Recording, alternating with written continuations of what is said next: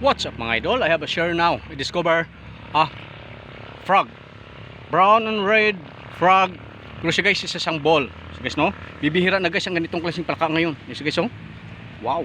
So guys no, ganitong klaseng palaka guys, isa silang mga actually guys yung iba ito yung kinakain nila. So guys no, pero bibihira na ngayon guys yung palaka ngayon na ganito.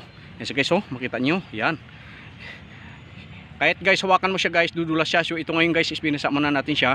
So guys no, para malamigan siya. Yes guys no, bibihira na guys ngayon yung ganitong klaseng palaka.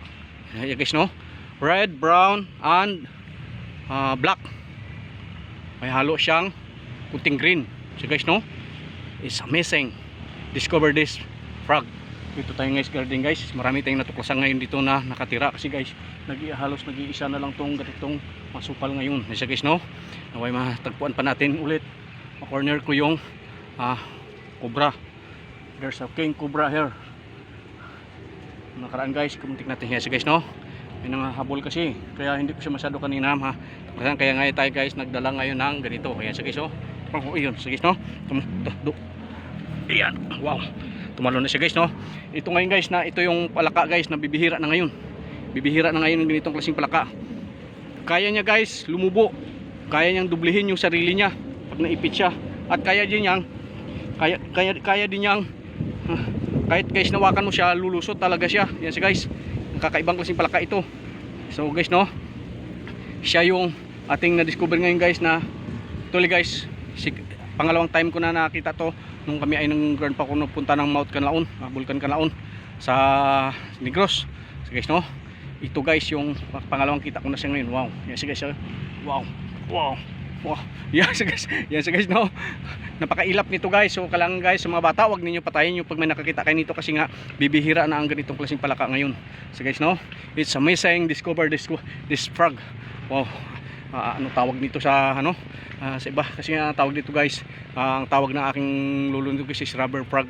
So guys no, kasi kaya niyang ilubo yung sarili niya parang balon.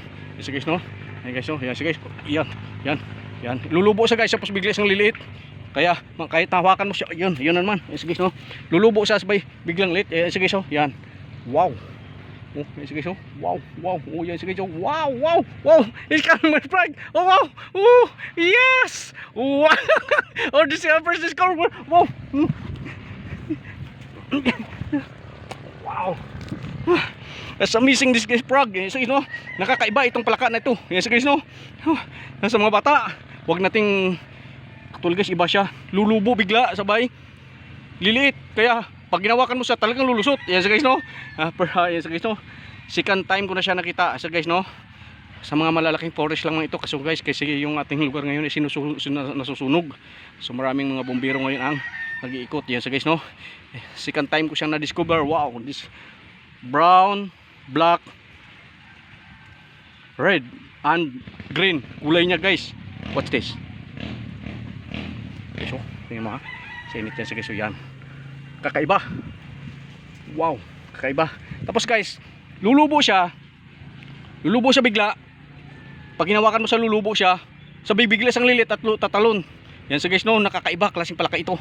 Wow, amazing, discover this frog. So, please subscribe, click the notification bell, so follow my Facebook and TikTok.